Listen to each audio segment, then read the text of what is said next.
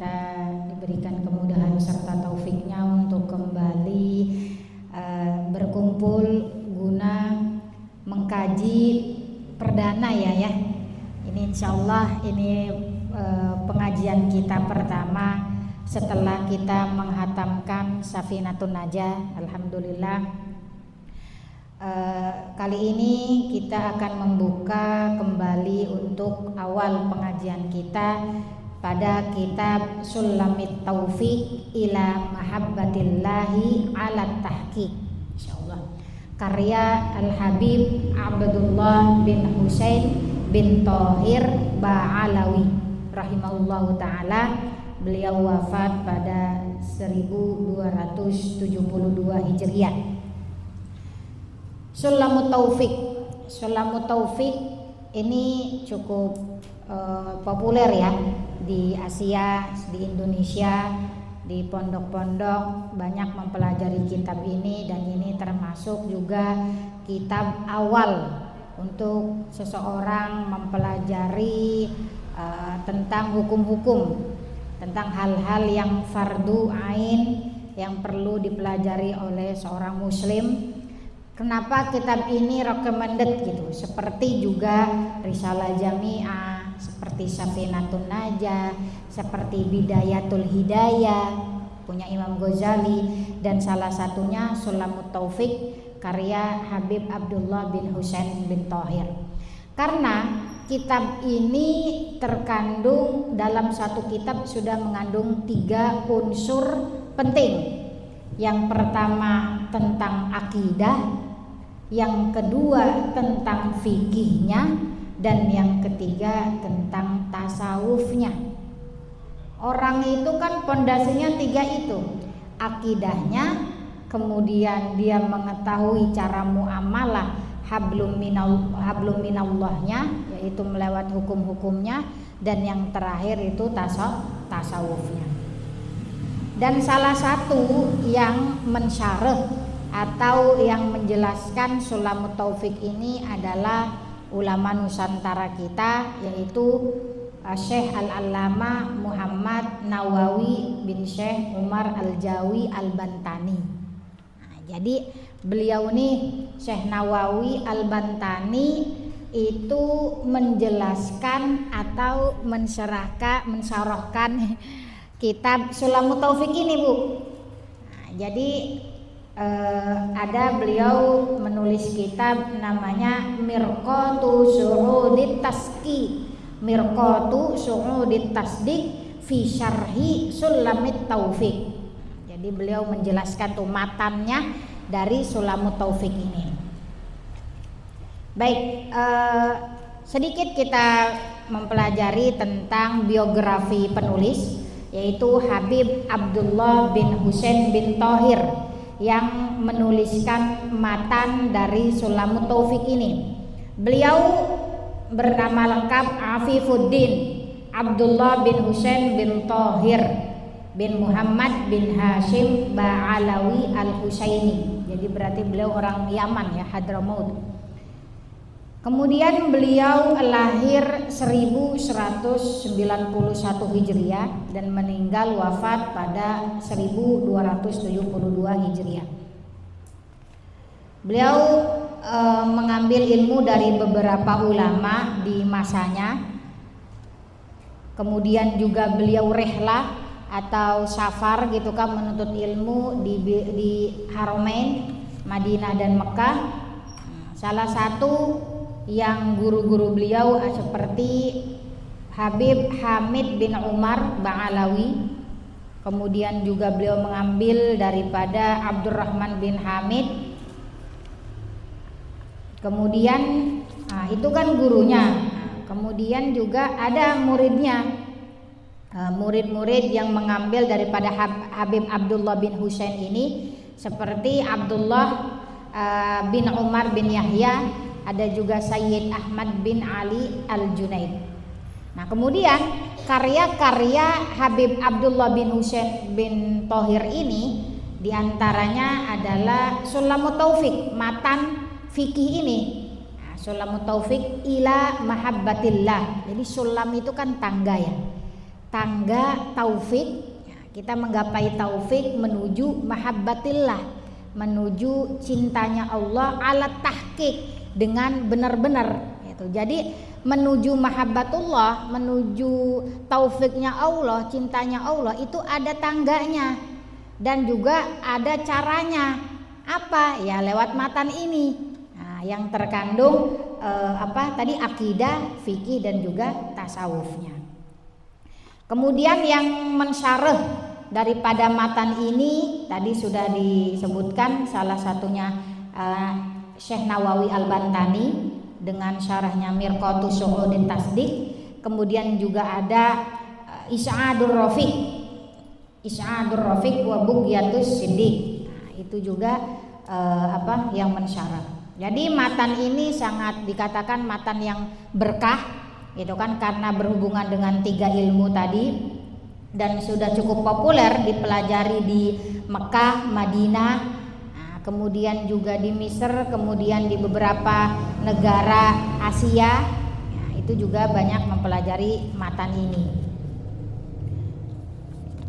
Nah, kemudian salah satu qasidah beliau ya, ada beliau menulis bait syair yang cukup populer di kalangan santri. Dan saya berharap sih mungkin nanti kita tulis kemudian kita baca, karena ini biasa saya bersama guru-guru di Mesir itu membaca syair ini setelah majelis. Dan ini syair ini ditulis oleh Habib Abdullah bin Husain ini. Nah, sering kita dengar mungkin kalau antum searching itu banyak ya Rabbana tarafna bi anna naktarafna. Ya Allah, kami mengadu bahwasannya kami bi annana iktarafna, kami banyak melakukan dosa. Wa annana asrafna ala ladho asrafna. Ya Rabbana, gimana ya biasanya itu? Ya kan pernah kan ya?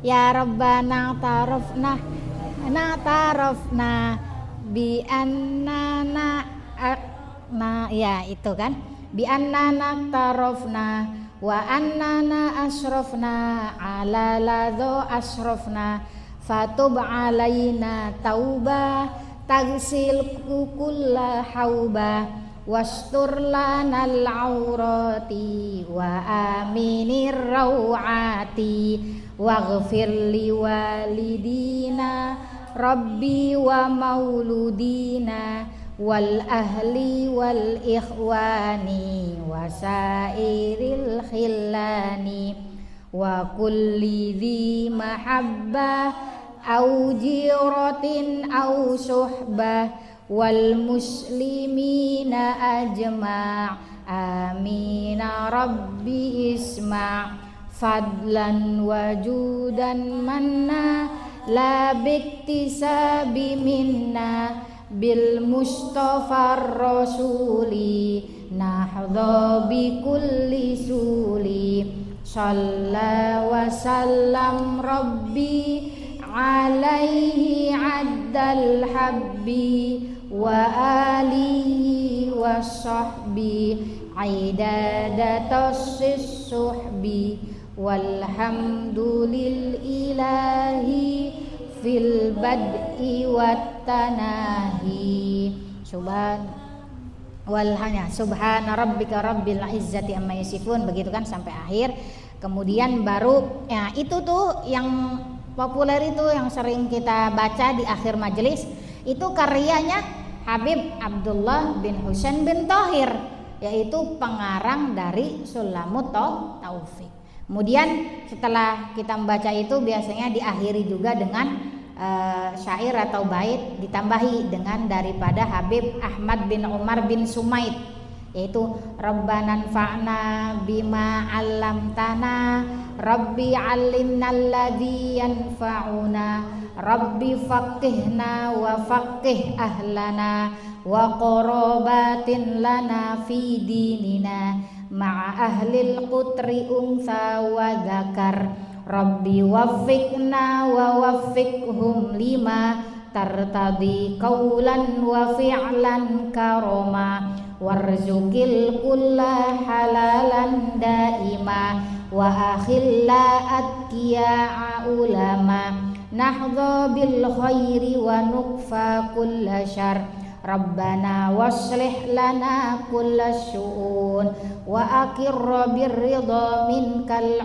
uyun wa qdi anna Rabbana kulla duyun qabla an ta'tiyana rusulul manun waghfir wastur anta akrama man satar wa salatullahi taghshal mustafa man ilal haqqi da'ana wal wafa bi kitabin fihi linnasi syifa wa alal alil kirami syurafa wa alas suhbil masabihil ghurur. Nah itu, jadi itu bagus sekali ya. Mungkin nanti bisa kita tulis dengan artinya, kemudian tentang apa nasyidnya itu bebas gitu kan.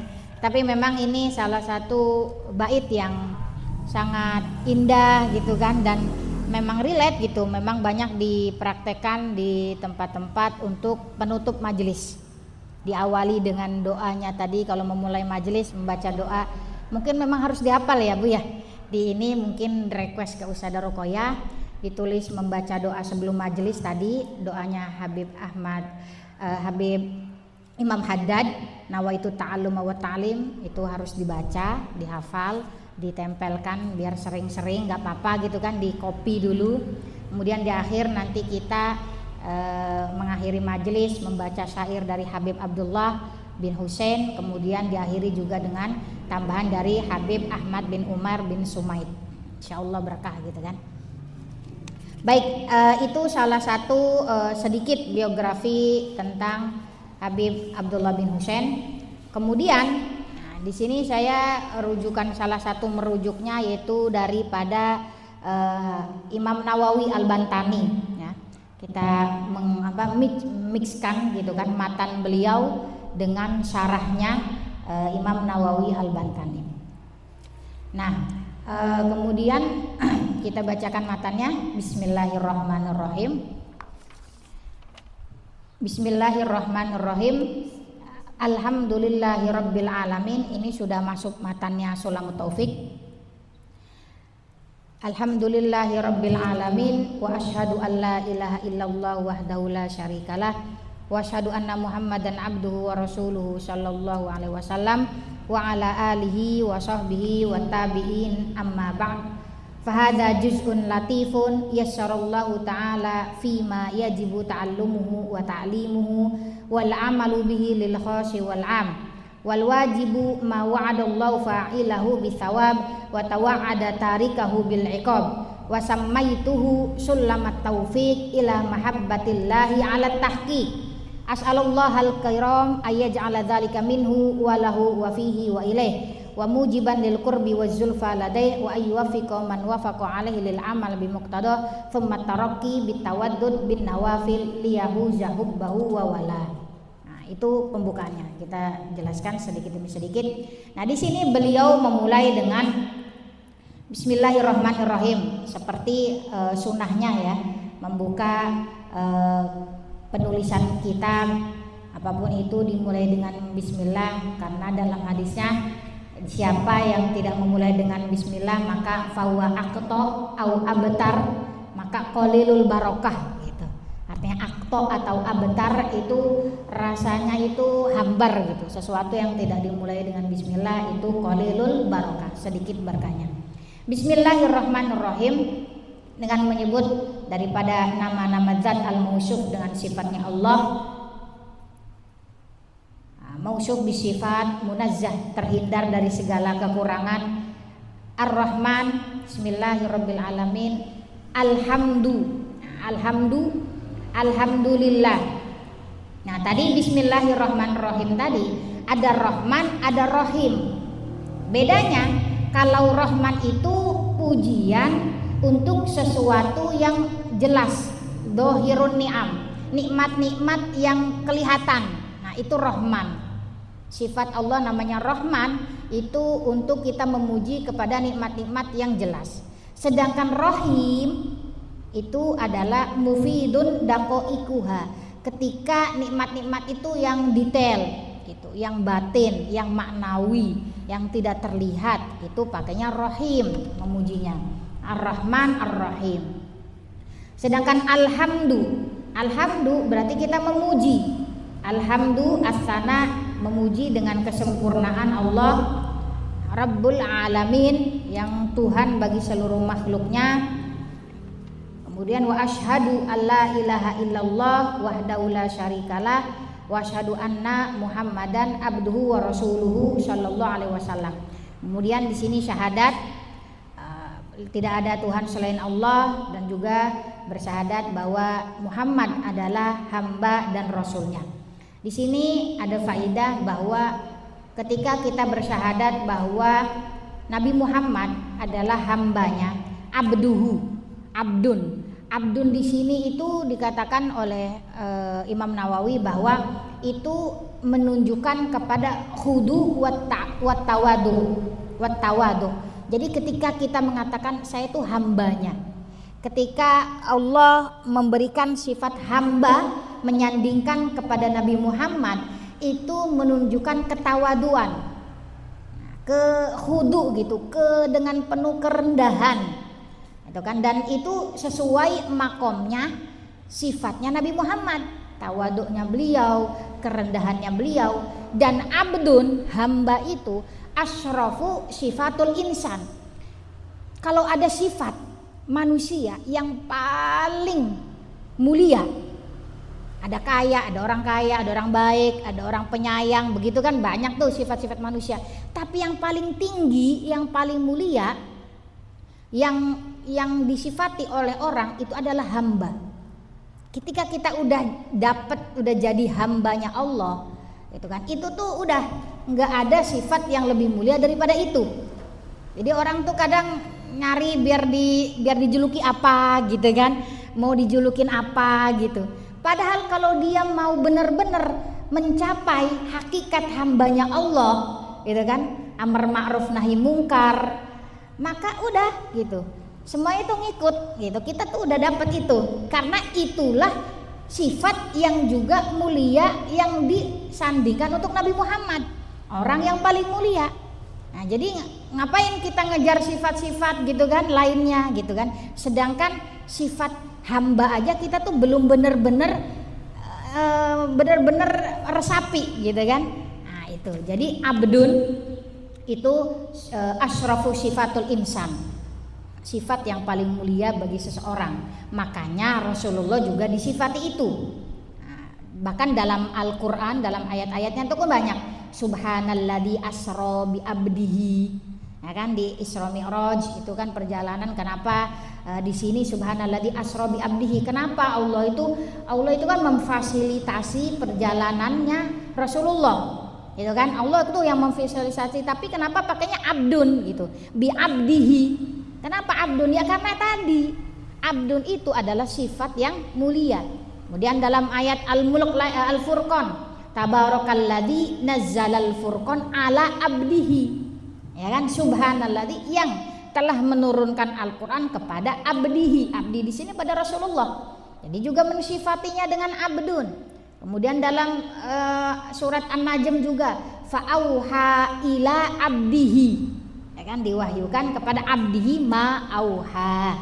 Itu kan ayat-ayat banyak Allah Subhanahu wa taala melakobi, mensifati Nabi Muhammad dengan hamba. Kemudian wa inna ma ikhtara subhanallahi nabiyyan li alla tadillu ummatu bi'tiqadihim fihi ma la yaliku. Jadi kenapa disifati itu? Biar kita tidak mensifati Nabi Muhammad sesuatu yang tidak sesuai dengan beliau. Wa rasuluhu, Rasul itu berarti bahwa Nabi Muhammad itu diutus untuk semuanya. Nah, kan fi zaman, di setiap masa, di setiap tempat gitu kan, untuk semuanya. Wa ala alihi wa sahbihi wa tabi'in. Wa ala alihi. Al di sini biasanya kita kan Allahumma sholli ala sayyidina Muhammad wa alihi. Apa sih maksudnya alihi? Itu banyak maknanya. Coba apa yang ibu pahami ini? Wa ala alihi. Biasa kita bersolawat. Solawat juga kita sandikan untuk keluarganya. Ya kan, kita kayaknya seringnya memahami bahwa alun dalam Allahumma sholli ala sayyidina Muhammad wa ala alihi itu hanya keluarganya saja. Padahal wa ala alihi itu memiliki 4 makna. Nah, memiliki 4 makna dan itu tergantung konteksnya, tergantung siapnya. Yang pertama, ketika di pembahasan zakat, di bab zakat, nah itu khusus untuk keluarganya Nabi dari Bani Hashim dan Bani Muthalib. Jadi kalau contohnya Allahumma sholli ala sayyidina Muhammad wa ala alihi alladzina adhabat anhumur rijsa, yang telah disucikan dari segala kekotoran, wa tahharathum tathhiro. Nah, dalam ayat Al-Ahzab itu kan, dalam surat Al-Ahzab itu maksudnya al di situ, wa ala alihi itu maksudnya keluarganya Nabi dari Bani Hashim dan Bani Muthalib, dan itu kalau di bab zakat juga. Yang kedua, dia juga bisa bermakna al-atqiyah, orang-orang yang bertakwa. Ketika apa? Ketika kalau ada ucapan Allahumma sholli ala sayyidina Muhammad wa ala alihi alladzina ikhtarathum li ta'atik, yang telah engkau pilih untuk bertakwa kepadamu. Maka al di sini bukan keluarganya tapi orang-orang yang bertakwa, ya kan? Allahumma sholli ala sayyidina Muhammad wa alihi alladzina, yang telah dipilih untuk bertakwa kepadamu. Maka itu maksudnya adalah orang-orang yang bertakwa. Al-atqiyah. Itu yang kedua. Yang ketiga, bisa bermakna untuk apa? Untuk orang-orang muslim semuanya, walaupun maksiat, walaupun melakukan maksiat. Nah, ketika apa? Allahumma sholli ala sayyidina Muhammad wa ala alihi sukkanu jannatak. Bersolawat kepada alihi, kepada umatnya yang sukanu jannatak, yang penghuni surgamu. Kan intinya kita selama di orang muslim walaupun melakukan maksiat kan endingnya masuk surga, ya kan? Nah, maka alihi di sini ketika disandingkan dengan penghuni ahli surga, itu maksudnya adalah orang-orang muslim walaupun bermaksiat. Itu juga berdoa untuk umum, itu kan, untuk keluarganya, para sahabat, gitu kan, tabiin. Nah, tabiin ini maksudnya bukan hanya tabiin aja, nah, bukan hanya para tabiin, tetapi maksudnya semua orang-orang muslim selama masih ada keimanan, walau dia bermaksiat itu juga masuk dalam doa ini. Nah, karena itulah sebalik-balik doa itu ketika kita mentakmimkan, harus mengeneraliskan gitu. Karena Rasulullah mengatakan ighfir, ada orang yang berdoanya gini, Allahumma gfir li warhamni aja, ya Allah ampuni saya dan kasihi saya. Kemudian kata Rasulullah, amin fi du'aik, umumkan doa kamu, jangan cuma buat kamu aja. Nah, gitu kan. Fa inna bainad du'ail khas wal am, karena antara orang berdoa khusus untuk dirinya sama yang berdoa ke umum itu kayak doa antara langit dan bumi. Jauh gitu kata hadisnya, itu di Abu Dawud, di mursalnya, dan juga Imam Baihaqi. Maka dari sinilah Habib Abdullah bin Husain ini dengan menurut Imam Nawawi bahwa tabiin ini mencakup semua orang mukmin. Itu kan, jadi doa beliau itu bahwa untuk keluarganya Rasulullah, para sahabat-sahabatnya, para tabiin, dan semua orang muslim walaupun bermaksiat selama masih ada keimanan. Karena itu isyarat daripada hadisnya itu. Nah, itu berarti doanya. Kemudian amma ba'du, terus kemudian kata Habib Abdullah, fahadza juz'un latif, ini tuh matan yang latif. Latif itu menunjukkan sesuatu yang tidak besar. Tapi antum jamaah jangan bilang sesuatu yang mulia itu kecil, itu tidak sopan, gak laik gitu. Misal masjidnya di mana sih? Itu loh deket masjidnya tuh yang rumahnya masjid kecil itu nggak boleh. Masjid latif. Mushafnya yang kecil apa yang gede? Enggak. mushafnya yang besar atau yang latif.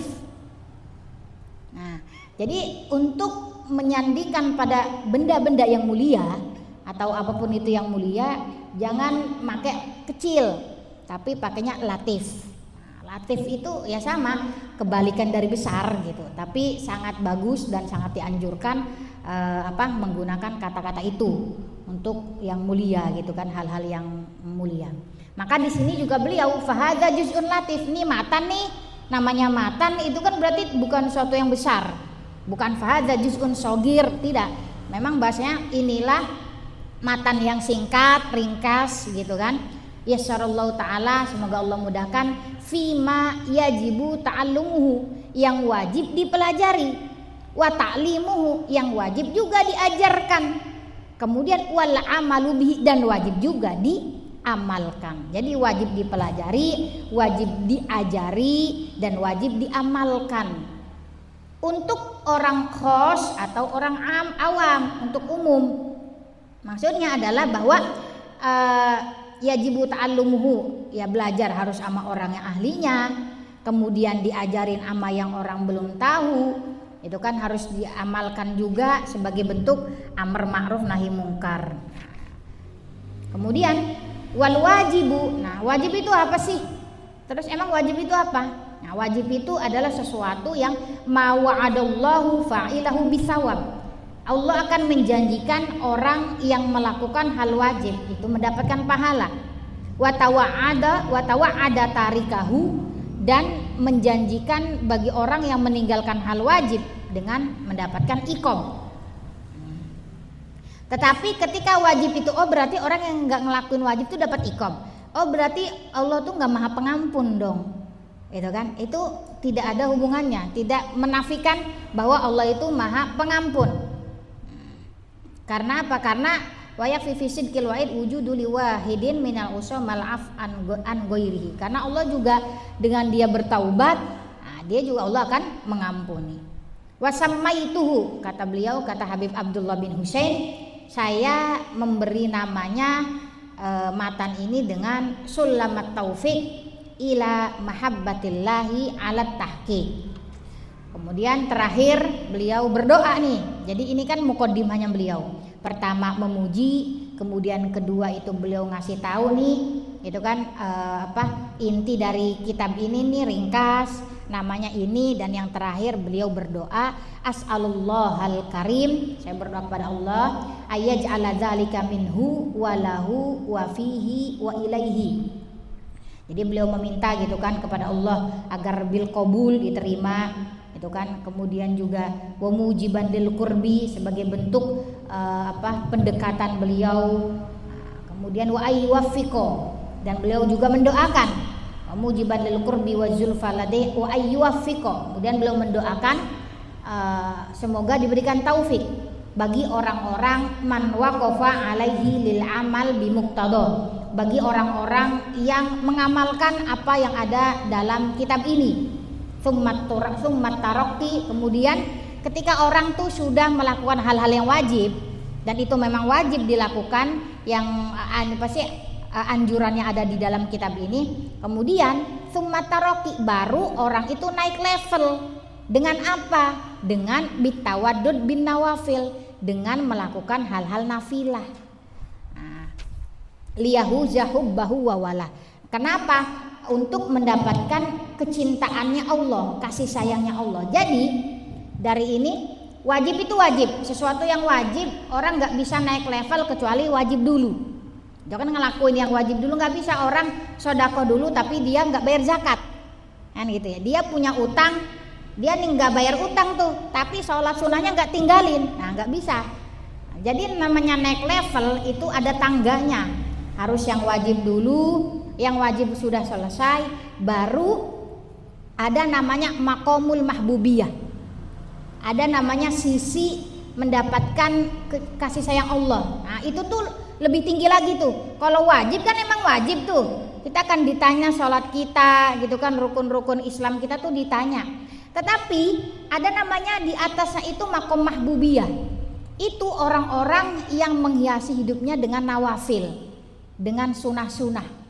Makanya itu sesuai dengan hadisnya Rasulullah yang mengatakan wala yazalul abdu yataqarrabu ilayya.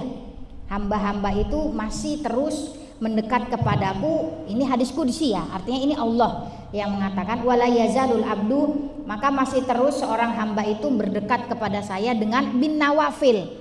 Jadi dekat dengan Allah untuk sampai makom mahbubiyah itu bukan dengan ngelakuin sholat fardu, tapi dengan ngelakuin rawatib, ngelakuin duha, ngelakuin witir, ngelakuin tahajud. Nah, itu untuk sampai dekat dan juga hatta uhibbahu, hingga saya mencintainya. Nah, kan gitu beliau Allah mengatakannya. Jadi hamba-hamba saya gitu kan yang berdekat kepada saya dengan nawafil, dengan kesunahan-kesunahan sampai saya mencintainya. Fa idza ahbabtuhu, dan ketika saya tuh sudah mencintai hamba itu karena dia menghiasi hidupnya dengan nafilah gitu kan, kuntu sam'ahul ladzi yasma'u bihi, saya akan mendengar apa yang dia yasma'u bihi, yang dia mau gitu, yang dia mau saya dengar. Artinya Allah tuh maksudnya itu apa? Kuntu hafidhon li sam'ihi, saya akan menjaga pendengaran dia sehingga tidak mendengar kecuali yang saya ridhoi gitu kan. Wa basarahul ladzi yabsiru bihi, saya akan menjaga penglihatannya sehingga tidak melihat sesuatu yang tidak saya ridhoi. Walisanahul ladzi yantiqu bihi, saya akan menjaga lisannya sehingga tidak mengatakan hal yang tidak saya ridhoi. Wa yadahu allati yubtisu biha, dan saya akan menjaga anggota tubuhnya, itu kan tangannya, sehingga tidak memegang, dan juga kakinya sehingga dia tidak berjalan kecuali yang saya ridhoi. Jadi maksudnya mahfud minal ma'asi, terjaga dari maksiat itu dengan apa? Wikoyah, penjagaan jiwa raga kita, lisan, tangan, kaki kita dari hal-hal yang tidak diridhoi itu dengan apa? Bukan dengan yang wajib, tapi dengan nafilah. Jadi makanya kan artinya salah satu nanti ada cara sholat itu kan, nafilah itu boleh dilakukan walau dengan duduk, walaupun nggak sakit, ya kan gitu. Kalau yang fardu kan nggak boleh. Sholat fardu yang wajib, nazar dan sebagainya itu tidak boleh dilakukan kecuali berdiri, kecuali dengan uzur, sakit dan sebagainya. Tapi kalau sholat sunnah, walau ente males nih, sehat, aduh capek habis dari mana gitu kan, tapi saya biasa sholat rawatib, saya biasa witir, saya biasa ini, ya udah duduk aja. Nggak bisa duduk, berbaring walau tanpa uzur apapun. Saking pentingnya kita itu menghiasi gitu, menambal banyak ya faidahnya kan, menambal kekurangan sholat fardu kita yang wallahu a'lam gitu kan, bener apa enggak, sempurna atau tidak, diterima atau tidak. Nah ditambalnya itu dengan nafilah plus untuk wikoyah, penjagaan kita. Nah, jadi kalau mau aduh gimana ya biar rasanya tuh kok sulit banget jaga lisan gitu kan, gimana rasanya biar hati nih tenang mulu, gimana biasanya nggak males nih pergi ke yang baik-baik gitu, kakinya nggak males. Nah wikoyah itu loh, orang kan biasanya kasih wirid dong, tirakat dong, apa yang biar tangan mata nih nonton yang scroll yang baik-baik gitu kan, ngedengerin tuh scrollnya tuh yang baik-baik gitu kan, majelis apa ulama gitu kan, itu mah kan scrollnya nggak baik. Itu tuh kan dengan apa wikoyahnya, penjagaannya dengan apa ya, dengan nafilah, menghiasi diri kita pelan-pelan aja. Witir 11 rakaat kudu 11 rakaat enggak, qalilul amal ma'ad dawam, nah, sedikit perbuatan tapi dengan kontinu itu lebih baik daripada al-katsir ma'al linkito, daripada dia hari ini witiran 11 rakaat, liburnya sebulan. Nah, gitu kan. Mendingan mantepin dulu dah 3 rakaat. Nah, gitu kan.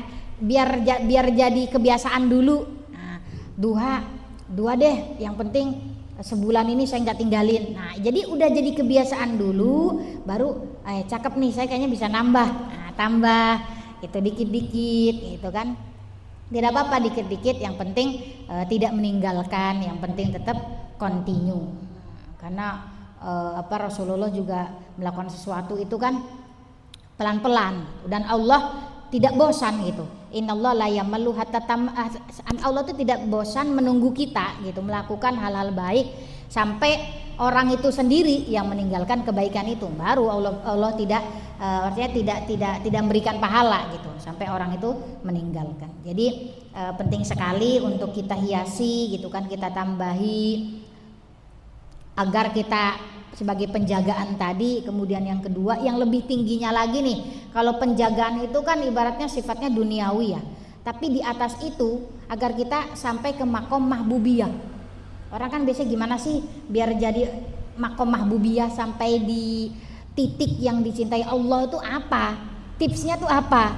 Gitu kan. Nah, sedangkan jelas dalam hadisnya beliau Allah bilang sendiri, wala yazalul abdu yataqarrabu ilayya, mendekati saya bin nawafil. Nah, itu udah di ini tuh soroha udah jelas, dengan nafilah hatta uhibbahu, sampai saya mencintainya. Jadi makom mahbubiyah itu sebenarnya kan gak sulit ya, tapi karena sesuatu nafilah itu bukan sesuatu yang orang tuh lakuin semua, sehingga jiwa orang itu agak sulit kalau hanya beberapa yang melakukan.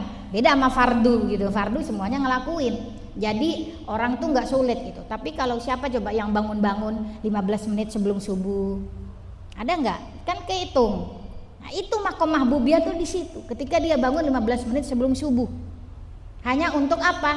Hanya untuk witir, untuk tahajud itu kan. Tapi kalau memang Ustazah, tapi saya nggak bisa, orang yang udah di atas, udah nempel aja di kasur gitu kan, di bantal, udah ketemu lagi azan Ustazah.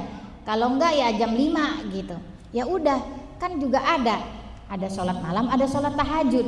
Ustazah kalau lagi capek banget hari ini kemana, rasanya nggak bisa bangun nih, walaupun pakai alarm, ya sudah, akhir sebelum yang kita lakukan sholatlah sebelum tidur, itu kan sholat tahajudnya ya di sebelum tidur, sholat witirnya di sebelum tidur, nggak ada masalah gitu. Nah, tergantung orangnya jadi dia bisa bangun atau tidak, gitu kan. Jadi sesuaiin aja, yang terpenting tidak meninggalkan itu, gitu kan, sebagai wiqayah kita, penjagaan kita. Nah, itu muqaddimah beliau. Kemudian masuk sekarang. Tadi dikatakan bahwa matan ini terkandung 3 bab, yaitu usuluddin atau tentang akidah, yang ketiga tentang fikih, yang kedua tentang fikih, dan yang ketiga tentang tasawuf. Sekarang masuk ke babu usuluddin. Mau pertanyaan dulu apa langsung? Langsung aja ya dulu ya. Bab usuluddin ini tentang akidahnya.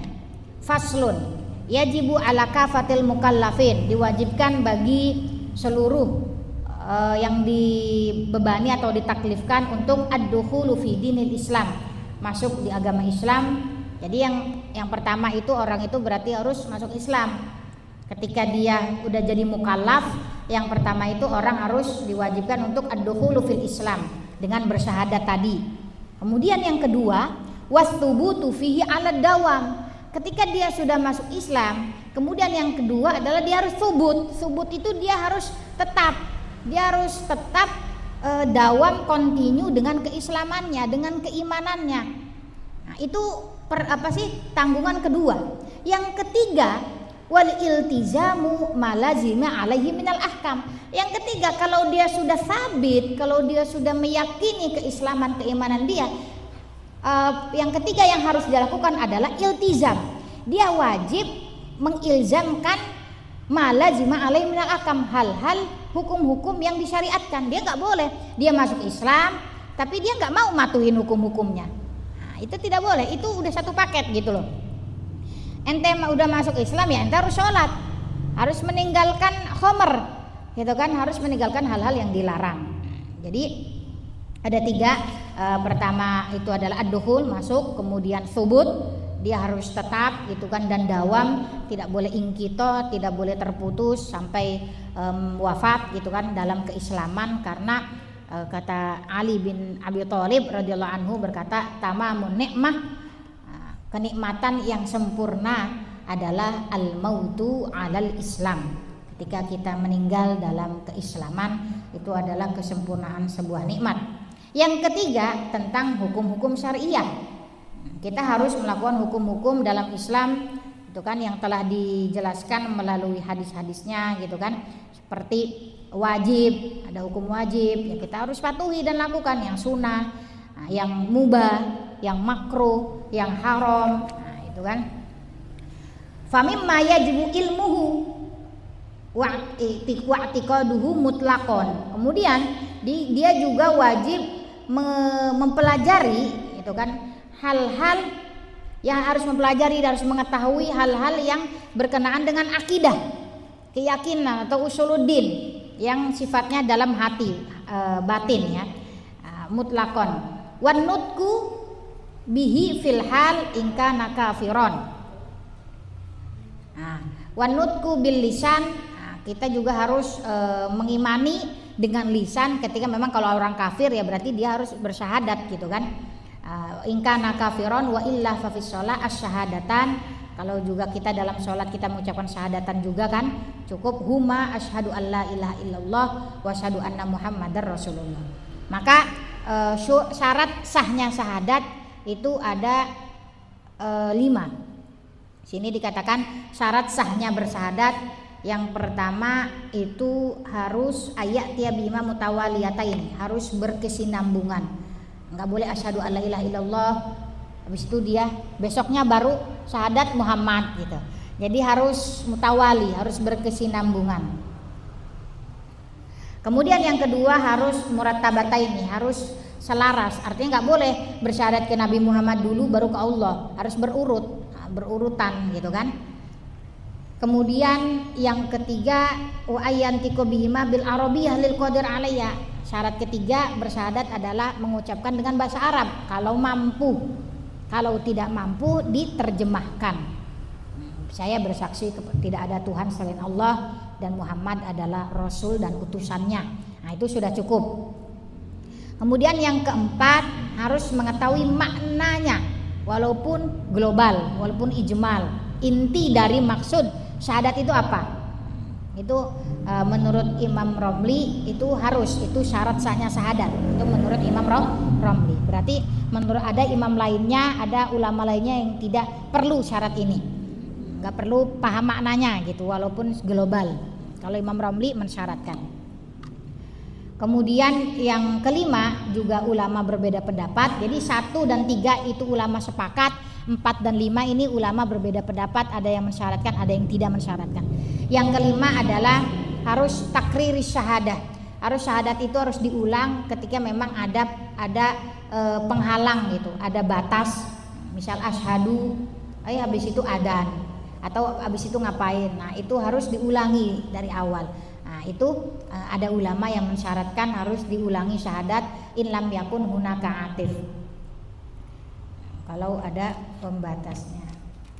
Kemudian makanya dalam syair dikatakan syurutul Islam, syarat Islam itu bila istibahin, yang pertama aklun, harus berakal, bulugun, aklun bulugun, balik, adamul ikrohi, tidak dipaksa, wanutku bisyahadataini, dan mengucapkan syahadat. Jadi mengucapkan syahadat ini adalah syarat Islam. Walwila yang terakhir wasadisut tartibu fa'lam wa'mala. Nah, jadi mengucapkan syahadat itu adalah salah satu dari Islam sesuai yang dalam syair ini. Kemudian itu syaratnya. Wa makna asyhadu alla ilaha illallah, dan makna dari syahadat la ilaha illallah itu anta'lam, harus ketahui, wa ta'taqid, harus diyakini, wa tu'min, harus diimani, wa tasaddaq, dan harus diyakini juga an la ma'buda bihaqqin fil wujudi illallah, bahwa tidak ada Tuhan selain Allah, al-wahidul ahad. Ini sifat-sifatnya. Baru siapa Habib Abdullah menyebutkan sifat-sifatnya Allah ini, yang maha satu, al-awwalul qadim, yang maha awal, al-hayyul qayyum, yang maha hidup, al-baqil daim, yang maha kekal, al-khaliq, ar-raziq, al-alim, al-qadir, al-fa'alu lima yurid, masya Allah kana wa ma lam yasha lam yakun wala haula wala quwata illa billahil alil azim. Nah, ini sifat-sifat yang beliau tuliskan. Mausufun bikullil kamal, yang Allah itu maha sempurna, munazzahun an kulli naqsin, terhindar dari kekurangan sesuai dengan ayatnya laisa kamitslihi syai'un wa huwas samiul basir. Fahuwal qadim wa ma siwahu hadis. Kemudian kata beliau, Allah itu maha qadim. Qadim itu berarti dahulu, awal. Selain Allah itu semua kita ini makhluk, semua yang ada di dunia ini hadis. Sifatnya itu baru. Wa huwal khaliq, dan Allah yang maha pencipta. Maka selain Allah wa ma siwahu makhluk. Maka semua selain Allah itu makhluk. Wa kalamuhul qadim, dan kalamnya Allah itu qadim, bukan hadis, bukan baru. Wa kasairi sifati, seperti sifat-sifat Allah semuanya. Li'annahu subhanahu wa ta'ala mubayyinun, karena Allah itu berbeda li jami'il makhluqat, dengan makhluk-makhluk lainnya, berbeda dari segi sifat, fidzat, dari segi zatnya itu berbeda dengan manusia, dengan yang lainnya. Sifat-sifat Allah juga berbeda. Wal af'al, perbuatan Allah juga berbeda dengan makhluknya. Subhanahu wa ta'ala amma yaqulu dzalimuna uluwan kabira. Itu makna daripada asyhadu alla ilaha illallah. Yang terakhir makna wa asyhadu anna muhammadar rasulullah. Itu juga sama, harus antalam, mengetahui, wa ta'taqid, harus meyakini, wa tusaddiq, dengan penuh kejujuran, mengimani, wa tu'min anna sayyidana wa nabiyyana Muhammad bin Abdullah bin Abdul Muttalib bin Hashim bin Abdi Manaf al-Qurashi itu adalah hamba Allah, Abdullah wa rasuluhu ila jami'il khalqi. Nah, ila jami'il khalqi ini mencakup ya semua ya, manusia, jin, Ya'juj Ma'juj. Nah, berbeda nih, malaikat, Rasul ini diutus buat malaikat apa tidak? Nah, ada ulama mengatakan juga bahwa Rasul itu, Nabi Muhammad itu juga diutus untuk malaikat dan seluruh anbiya, seluruh nabi-nabi dan juga umat-umat sebelumnya daripada Nabi Adam sampai ya hari kiamat. Nah, itu juga. Wulida bi Mekah, di sini sedikit tentang apa beliau, terjemahnya Nabi Muhammad lahir di Mekah, wa Isa biha, diutusnya juga di Mekah, kemudian hajara ilal Madinah, berhijrah ke Madinah, wa dufina biha, dikuburkan di Madinah, kemudian wa annahu shadiqun fi jami'i ma akhbaro bihi, dan apa yang dikabarkan daripada Nabi Muhammad itu memang benar, gitu kan. Maka tugas kita adalah meyakini, menerima apa-apa yang dibawa oleh Nabi Muhammad Shallallahu Alaihi Wasallam. Baik, mungkin sampai sini dulu. Nanti setelahnya tentang sifat-sifat, masih tentang akidah ya. Mungkin sekitar 2 pertemuan gitu kita habiskan tentang akidah, baru nanti kalau sudah selesai masuk ke fikihnya. Baik, silakan kalau ada pertanyaan. Assalamualaikum.